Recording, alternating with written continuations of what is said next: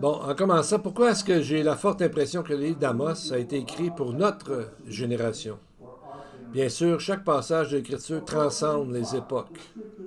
La parole de Dieu est toujours vivante, toujours pertinente et toujours d'actualité.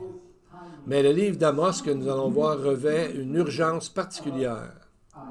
Son message semble jaillir du monde de l'Antiquité et résonner directement avec l'actualité d'aujourd'hui. À la lecture de ce livre, on réalise que de nombre des annonces d'Amos semblent dépasser sa propre époque. Nombre de jugements sur les nations ne s'inscrivent pas aisément dans un contexte historique précis. Les historiens peinent souvent à déterminer quand, où et comment ces événements prophétiques se produisent. Étonnamment, le grand empire assyrien, puissance dominante émergente à l'époque d'Amos, n'est pas au cœur de ce livre d'Amos. Il n'y est même pas mentionné. Amos cite plutôt les nations voisines. Il est frappant de constater que ce sont précisément ces régions et ces tensions qui sont aujourd'hui au centre de l'attention mondiale telle que nous le voyons dans les nouvelles d'aujourd'hui. Regardez cette carte. Gaza et Tyr, où le Hamas et le Hezbollah sont actifs aujourd'hui, Ammon et Moab et Édom correspondant approximativement à des régions de Cisjordanie et de Jordanie, et au-dessus la Syrie. Ce sont toutes ces régions qui restent profondément opposées à Israël. Mais il faut noter un point très intéressant. Depuis la destruction du Second Temple et la diaspora des Juifs, les Juifs du Moyen-Orient ont généralement été tolérés comme un peuple protégé, bien que de seconde zone, subissant des persécutions périodiques, mais sans menace existentielle durable ou constante. Cependant, dès l'émergence d'un mouvement de retour et de reconquête du pays, notamment au début du 20e siècle, les années 45-48, l'hostilité s'est intensifiée. Les tensions se sont accrues entre les États arabes et la présence juive. Des personnalités comme Hitler, le grand moufti de Jérusalem, partageaient le désir d'anéantir toute vie juive. Avant la création d'Israël, au cours des 80 années, cette hostilité s'est agrandie. La première partie du livre d'Amos est particulièrement importante car elle s'ouvre avec un jugement de Dieu sur les nations. Et nous allons voir en parallèle les paroles de Jérémie, d'Ésaïe, d'Ézéchiel, des psaumes et d'autres écrits prophétiques. Et ces prophéties que nous allons voir mettent notre attention sur des régions comme les pays du Golfe actuels, l'Arabie saoudite, Oman, Bahreïn, le Koweït, les Émirats arabes unis et surtout le Qatar. Donc on voit dans le livre d'Amos, nous lisons que Gaza et Tyr ont participé à la déportation des captifs d'Israël vers Édom. Puis dans d'autres passages prophétiques, comme dans Ésaïe et Ézéchiel, Édom semble lié au pays du Golfe. Donc ça nous parle beaucoup aujourd'hui. Donc on voit que les jugements vont s'abattre sur ces régions. C'est ce que le texte nous dit. Donc quand on arrive aux prophéties d'Amos, on voit ces pays, nous allons voir ces pays de façon plus proche. Et on voit il y a un héritage religieux très fort, une tradition très forte, mais il y a un mélange des deux. Le même danger qu'Amos a dénoncé est toujours présent. Un cœur capable d'honorer Dieu extérieurement, tout en restant loin de lui intérieurement.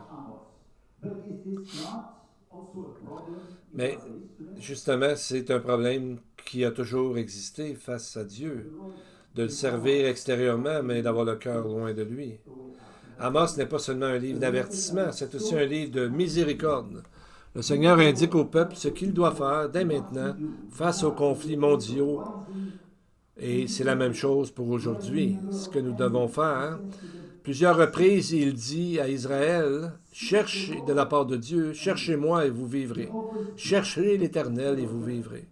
Donc Dieu offre la bénédiction au lieu du jugement, le refuge au lieu de la colère, la restauration au lieu de la ruine. Ce verset clé de ce livre a profondément marqué de nombreux auteurs rabbiniques qui y voient une voie vers le salut. Un passage du Talmud contient un célèbre adage concernant les 613 commandements de la loi de Moïse. Des 613 qu'ils ont dénombrés en tout, le roi de David les aurait réduits à 11 dans le psaume 25, Ésaïe à 6, Ésaïe 33, 15, Michée à 3, Michée 6, 8, et une autre fois à 2, Ésaïe 56, 1. Mais Amos les résume en un seul mot, « Cherchez-moi et vous vivrez ». Chapitre 5, verset 4. Tout au long du livre, les jugements sont intimement liés à l'espérance et au désir profond de Dieu que Israël et tous les peuples se tournent vers lui pour trouver protection et salut éternel. Il leur offre même une espérance remarquable dans ce livre, le pouvoir de changer une prophétie par la prière. On le voit au chapitre 7 où Amos découvre des prophéties locales très inquiétantes. Il prie et le Seigneur les annule. Et cela arrive à 2 reprises. Vous savez, nous ne pouvons peut-être pas modifier le cours général des prophéties, mais nous pouvons sans doute agir localement, c'est-à-dire prier pour notre communauté, comme l'a fait Amos, et demander à Dieu d'annuler le jugement qui est supposé la frapper. Dans des moments de grande tourmente, Dieu confie un grand pouvoir à son peuple à travers la prière et on peut dire qu'il est grand temps de l'utiliser.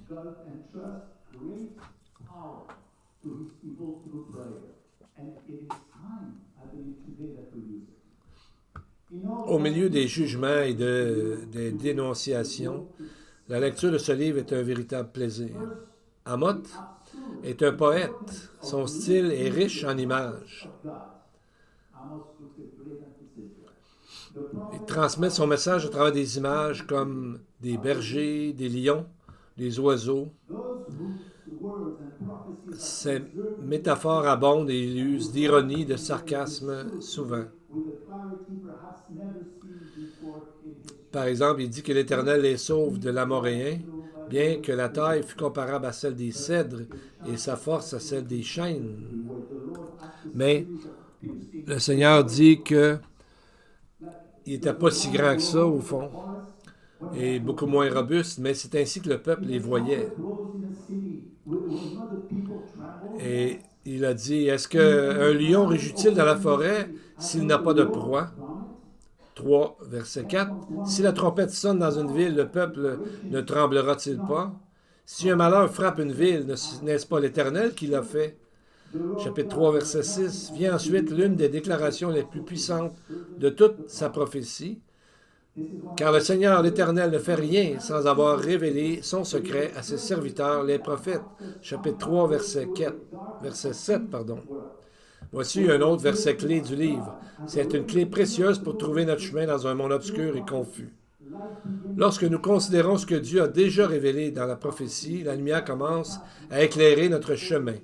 Elle dévoile les temps, révèle la vérité et nous indique l'unique voie du salut, car il n'y en a pas d'autre. Le salut est en Christ seulement. La seconde grande vérité qui ressort de ce livre est que, parmi les 16 prophètes écrivains de la Bible hébraïque, l'Ancien Testament, Amos est le premier à prendre la plume. Il n'est pas placé comme ça dans les écrits des prophètes, mais selon ce que nous savons, il y a beaucoup de thèmes qu'il introduit dans son écrit, qui se retrouvent plus tard dans les écrits de prophètes contemporains plus jeunes, comme Ésaïe, Osée, Michée et même Jonas, ainsi que dans ceux des prophètes qui ont succédé par la suite. À bien des égards, Amos fait figure de pionnier parmi les prophètes. Pourtant, Amos ne parlait pas isolément. Il était profondément marqué par les Écritures. La Torah de Moïse résonne tout au long de son livre et forme le fondement de son message et renforce ses arguments. Il semble également avoir été fortement influencé par le livre des psaumes. On a presque l'impression qu'il portait ses paroles sur lui et les méditait jour et nuit. Prenons par exemple les paroles bien connues du psaume 139 qui, selon la Mishnah, était lu publiquement lors du culte au temple durant la période du premier et du second temple et où le Seigneur dit ceci. Où pourrais-je aller loin de ton esprit? Où pourrais-je fuir loin de ta présence? Si je monte au ciel, tu y es, Seigneur. Si je descends au séjour des morts, te voici. Si je prends les ailes de l'aurore, si je vais habiter à l'extrémité de la mer, etc. Psaume 139, 7 à 9. Donc le peuple connaissait très bien ce psaume. Il procurait des moments de réconfort et d'assurance quant à la protection absolue du Seigneur sur leur vie. Mais ensuite, dans le livre d'Amos, le Seigneur prend cette même image et l'applique à un jugement sans appel sur ceux qui cherchent à détruire Israël. Il dit, « S'ils creusent jusqu'au séjour des morts, de là ma main les saisira. S'ils montent au ciel, de là je les ferai descendre. S'ils se cachent sur les hauteurs du Carmel, je les débusquerai et les enlèverai. S'ils se dissimulent à ma vue au fond de la mer, de là je donnerai un ordre au serpent et il les mordra. » Amos 9, 2 et 3. Quel message puissant pour nous aujourd'hui. C'est à la fois un avertissement et un réconfort. Nul n'échappe à la protection de Dieu, mais nul non plus n'est hors de sa portée.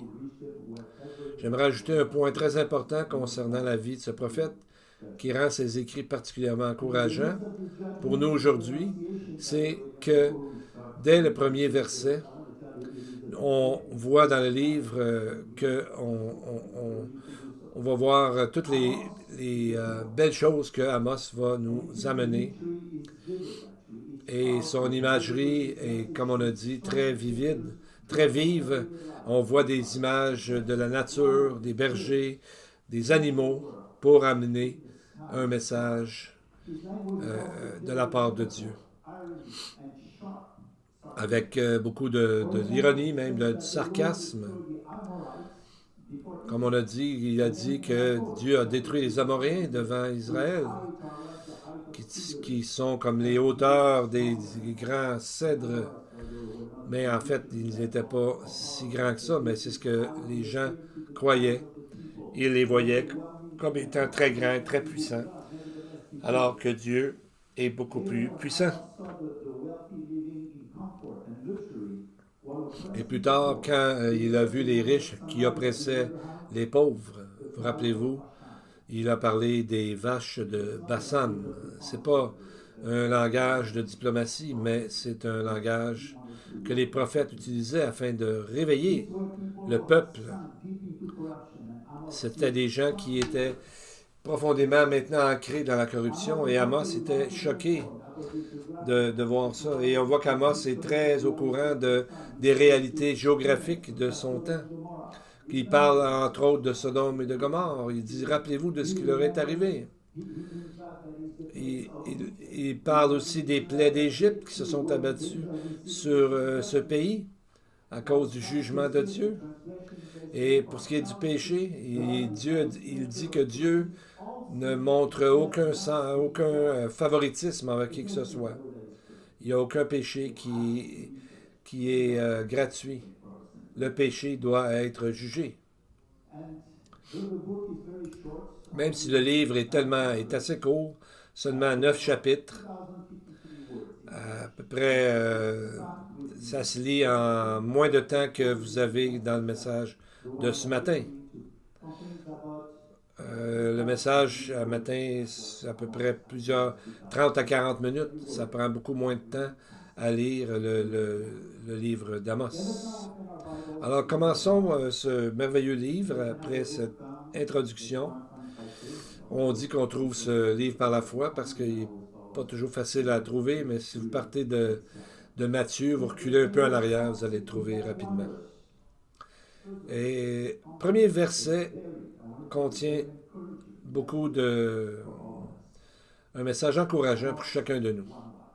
Parole d'Amos, qui était berger à Tekoa, vision qu'il a eue concernant Israël au temps du roi Osias, roi de Juda, et au temps de Jéroboam, fils de Joas, roi d'Israël, 2 ans avant le tremblement de terre. Fin du verset 1. Ce verset nous en apprend beaucoup sur Amos et sur le contexte du livre, car Amos nous conduit immédiatement après la prophétie. Le verset commence de façon inhabituelle. Parole d'Amos. On s'attendrait normalement à lire la parole du Seigneur qui fut adressée à un tel nom de prophète. Mais ici, l'introduction marque une pause avant d'affirmer cela. Un commentateur rabbinique a suggéré que c'est parce que le verset cherche d'abord à nous parler du prophète Amos. Et en effet, le texte nous en dit long sur qui il était. C'est comme si l'Écriture nous invitait à considérer d'abord le messager, cette fois, avant d'écouter le message. On nous dit dans le texte qu'Amos était berger. Mais il ne s'agissait pas d'un simple berger qui gardait quelques brebis, comme tel, mais un éleveur de brebis à grande échelle.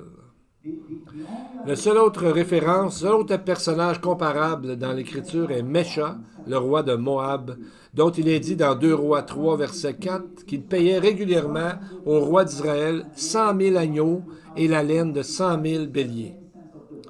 Si cela nous donne une idée de la valeur d'une telle activité, Amos était probablement un homme assez à l'aise financièrement. Mais l'élevage des troupeaux n'était pas sa seule occupation. Chapitre 7, verset 14, on apprend également qu'il cultivait des sycomores. Le terme rare cultivateur, en hébreu, balas, est employé ici, suggère une personne qui travaillait ces arbres de manière spécialisée, donc à grande échelle. Puisque le mot sycomore apparaît au pluriel, cela peut indiquer qu'il gérait de nombreux arbres ou vergers.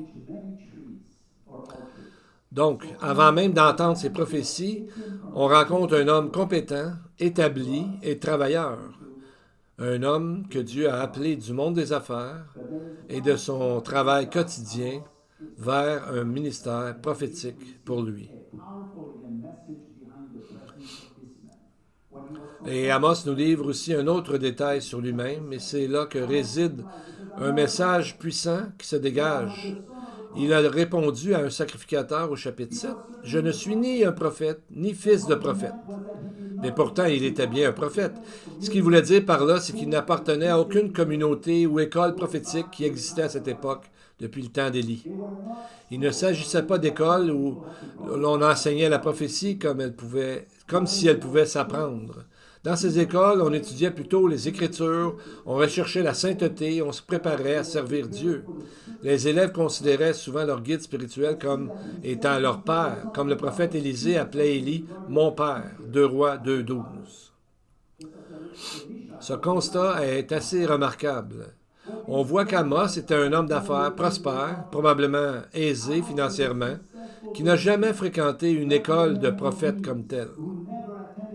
Pourtant, cet homme, Amos, était si profondément touché par Dieu et sans doute beaucoup façonné par les Écritures qu'il lisait, qu'il fut poussé à quitter son travail, au moins pour un temps, afin de proclamer la parole du Seigneur.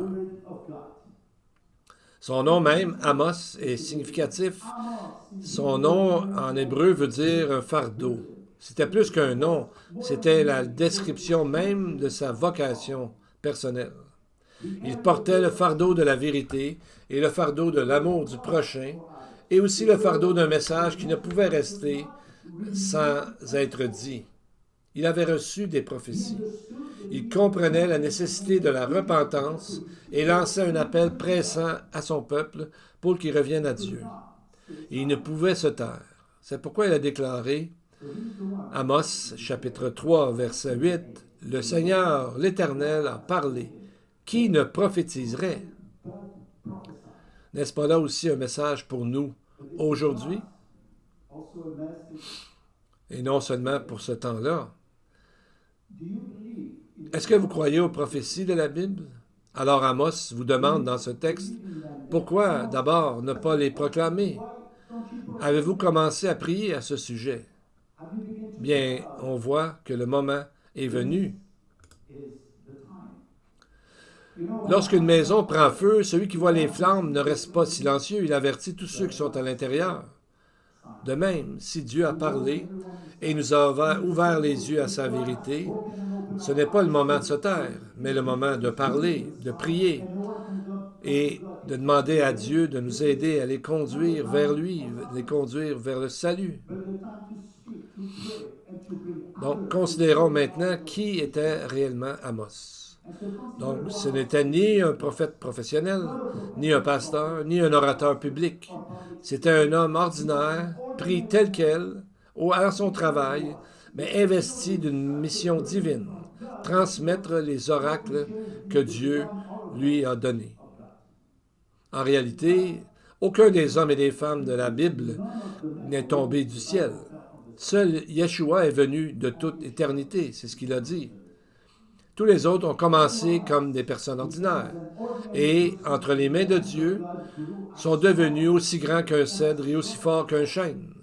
Ce sont eux les véritables géants de l'histoire. Par exemple, David. À sa naissance, David était-il celui que nous célébrons aujourd'hui? Non. Il est devenu David, le berger qui a appris dans l'obscurité, le vainqueur de géants qui a affronté la peur des ours et des lions, le roi aussi qui a guidé une nation, le psalmiste dont les paroles donnent encore voix à notre âme humaine devant Dieu dans tout le livre des psaumes. La grandeur aux yeux de Dieu ne s'acquiert pas instantanément, elle se construit. Quand on se tourne vers le texte d'Hébreux, chapitre 11, le chapitre essentiel de la foi, où au moins 16 hommes et femmes sont cités avec honneur, aucun d'eux n'a commencé comme un géant. Ils ont débuté modestement, mais n'ont jamais oublié d'où venait leur puissance. Elle venait de Dieu. Ils ont débuté modestement, dans l'ombre souvent, dans l'incertitude, mais en marchant humblement avec Dieu, ils n'ont jamais oublié d'où leur venait cette puissance. Et c'est ce que nous avons la joie d'avoir aujourd'hui. Il en va de même pour nous. Nous ne sommes pas limités à ce que nous sommes aujourd'hui. Par fidélité, par l'abandon et l'œuvre discrète de Dieu dans notre vie, on peut aussi devenir tout ce qu'il nous appelle à être. Donc, c'est important de lire le livre d'Amos, de voir qui il est et comment il nous apporte le message de Dieu. Donc, Amos a dû susciter plusieurs questions pour les prophètes de son temps, Ésaïe, Osée, Jonas et d'autres. Un homme qui arrive dans le royaume du nord d'Israël, territoire lié à Osée le prophète, et qui se met à prophétiser. La question qui se posait, naturellement, était, est-ce que c'était un véritable prophète ou un autre faux prophète, comme il y avait beaucoup à cette époque? Les prophètes connaissaient certainement l'enseignement de Moïse dans Deutéronome chapitre 18. Si un prophète parle au nom de l'Éternel et que ce qu'il prédit ne se réalise pas, ce n'est pas un envoyé de Dieu. Même une petite erreur montrait que le message ne venait pas de Dieu. Mais un problème se posait. Beaucoup des prophéties d'Amos concernaient l'avenir et leur accomplissement immédiat ne pouvait donc pas servir de critère comme tel. Comment alors discerner si Amos était authentique?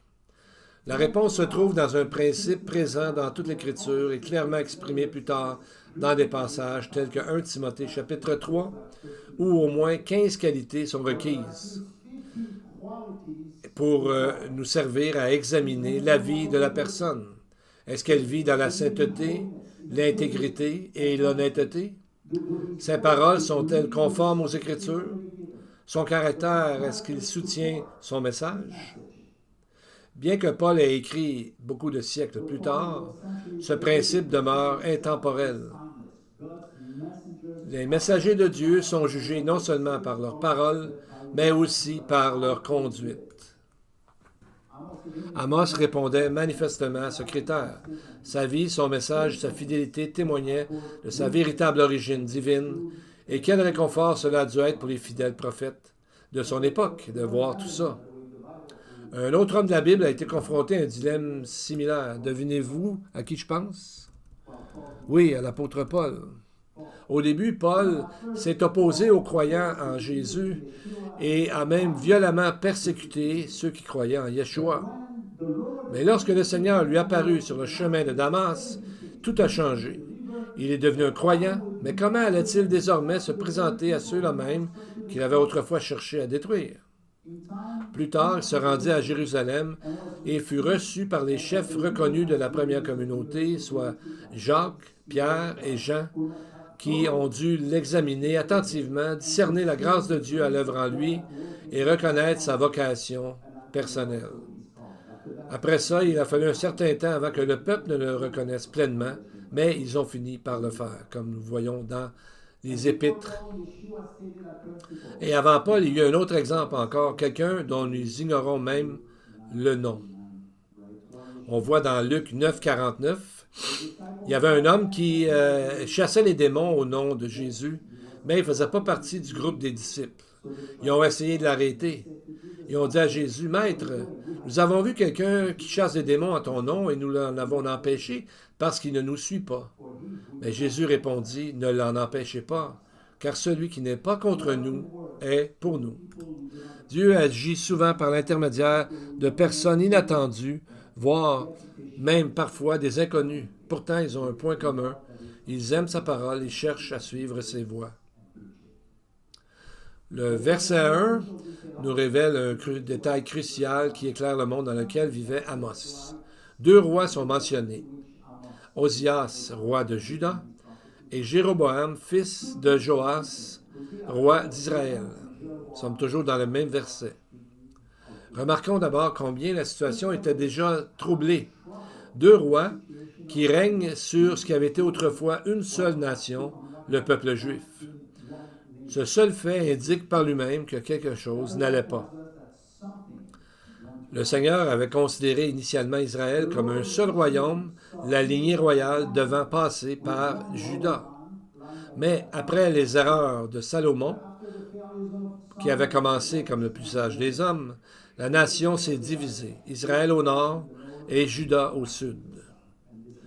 Pourtant, ces deux rois avaient un point en commun. Leurs royaumes respectifs prospéraient. Ils avaient soumis les nations alentours, étendu leur influence et amassé une grande richesse. Par exemple, ils contrôlaient deux des plus grandes routes commerciales du monde de l'Antiquité. Ce qu'on a appelé la Via Maris, qui veut dire la voie de la mer, qui reliait l'Égypte à la Philistie et à la vallée de Jizréel, et remontait vers le nord jusqu'au Liban, à la Syrie et au-delà. La route des rois, qui partait du golfe d'Aqaba et traversait Édom, Moab, Ammon et la Syrie, reliant ainsi Israël et Juda au reste du monde. Les marchands empruntaient ces routes, payaient leurs impôts et apportaient des richesses à Israël et à Juda lorsqu'ils passaient par là. Ainsi, le peuple satisfait, prospère et en sécurité, se croyait-il. Mais sous cette apparente prospérité se cachaient de graves problèmes, certains ignorés, d'autres encore non reconnus. Premièrement, ils opprimaient les pauvres et violaient en ce sens donc la loi de Moïse. Ils avaient oublié qu'ils étaient un peuple d'alliance et que le Seigneur ne laisserait pas leurs injustices impunies. Deuxièmement, et c'est peut-être encore plus grave, ils étaient devenus profondément religieux, mais s'éloignaient de la vérité. La Torah était rendue tellement mêlée aux traditions humaines que la parole pure de Dieu était obscurcie. C'est encore le cas aujourd'hui, et c'est ce que le Seigneur déplore ici dans cet écrit d'Amos. Troisièmement, dans leur confort et leur confusion, ils n'ont pas su reconnaître la montée en puissance des puissances étrangères qui se préparaient à envahir le pays. La Syrie d'abord, puis la Babylone. Ils ont choisi d'ignorer les avertissements, car ils ne croyaient plus aux prophéties divines. Mais considérons plus particulièrement les deuxième et troisième problèmes. Ne sommes-nous pas aujourd'hui confrontés à ces mêmes défis, aujourd'hui, comme c'était à ce temps-là? Aujourd'hui, qui, au sein des communautés juives, est capable de distinguer clairement la Torah écrite par rapport aux strates, aux couches de traditions et de légendes postérieures? Qui, en Israël ou dans les communautés juives, proclame aujourd'hui les prophéties divines contenues dans le Tanakh, dans l'Ancien Testament? Qui, le peuple, écoute-t-il?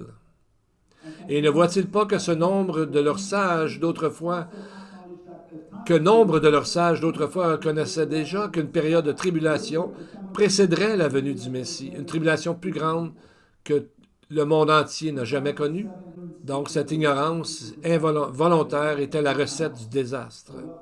Mais lorsqu'arriva Amos, un homme riche comme eux, avec un courage hors du commun, pour leur amener un message de la part de Dieu, un message qu'ils ne pouvaient ignorer, qui portait un homme comme eux, mais qui portait le message céleste de la part de Dieu. Et c'est ce que un croyant est aujourd'hui. Quelqu'un qui allume les lumières pour montrer ce que Dieu dit. Alors que tout le monde était en fête, le prophète Amos, c'est comme celui qui amène l'addition.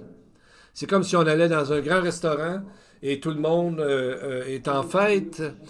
Et puis, il y a de la nourriture à profusion, de l'alcool, les plats s'enchaînent, on savoure chaque bouchée. Personne ne pense à ce qu'on devra payer plus tard. La table est pleine, les rires, etc. Mais à la fin de la soirée, le serveur arrive discrètement et met l'addition sur la table. Le péché a un prix. Et à cet instant, tout bascule. Les rires s'éteignent. Tout devient silence, la vérité éclate. Tous ces plaisirs n'ont jamais été gratuits. Maintenant, il faut payer. Et c'est ce que fait Amos. Israël se délectait de prospérité, de confort et même d'injustice, persuadé qu'il n'y aurait pas de compte à rendre. Mais Amos arrive et dit, la facture est là. Ce dont vous avez profité coûte quelque chose et il est temps d'y faire face. Car dans le monde de Dieu, rien n'est vraiment sans conséquence. La grâce est réelle, mais la justice l'est tout autant. Et le danger ne réside pas dans le festin, mais dans l'oubli de sa dette envers autrui. Et il y a un grand espoir, malgré tout cela, le Seigneur continue d'appeler toute personne. Il dit, « Cherchez-moi et vous vivrez », chapitre 5, verset 4 du livre d'Amos. Si vous ouvrez vos cœurs, le Seigneur dit, « Quelles que soient les ténèbres qui sont dans notre époque, la porte de la miséricorde demeure ouverte à quiconque se tourne vers lui. » C'est là le cœur du message d'Amos. Rappelons-nous, la porte de l'arche a été fermée par l'Éternel et c'est impossible de la trouver. Et alors, nous sommes maintenant dans notre introduction. C'est à nous de proclamer cette parole autour de nous et d'être des Amos pour notre siècle. Courbons nos têtes et prions. Je vais réciter un extrait d'une ancienne prière juive, entre autres. Que ton grand nom soit magnifié et sanctifié dans le monde que tu as créé selon ta volonté. Que ton règne et la rédemption portent leurs fruits. Conduis ton Messie sur nos chemins durant nos jours tout au long de notre vie et de toute la maison d'Israël. Et, s'il te plaît, Seigneur, rapidement. Que son nom soit béni, loué, exalté, élevé et honoré. Que le nom béni du Très Saint soit au-dessus de toutes les bénédictions, de tous les cantiques, de toutes les louanges et de toutes les consolations données dans le monde. Nous te remercions, Seigneur, pour ton esprit, ton Ruach Kodesh, afin que nous te connaissions, celui que tu as envoyé, Yeshua, Hamashiach, Jésus-Christ. C'est lui qui nous permet de proclamer et d'expliquer les grands mystères. Remplis nos foyers de ta puissance et de ta présence. Nous t'offrons nos louanges et notre amour. Guéris nos malades, console les gens fatigués, donne-nous la joie et de la puissance du ciel afin que nous soyons efficaces dans le monde où nous sommes, que nous apportions la lumière et la bénédiction et l'avertissement du jugement également. Beshem Yeshua Mashiach, que l'Éternel vous bénisse et vous garde, qu'il fasse briller sa face sur vous et vous soit favorable, que l'Éternel tourne sa face vers vous et vous donne la paix. Amen. Amen.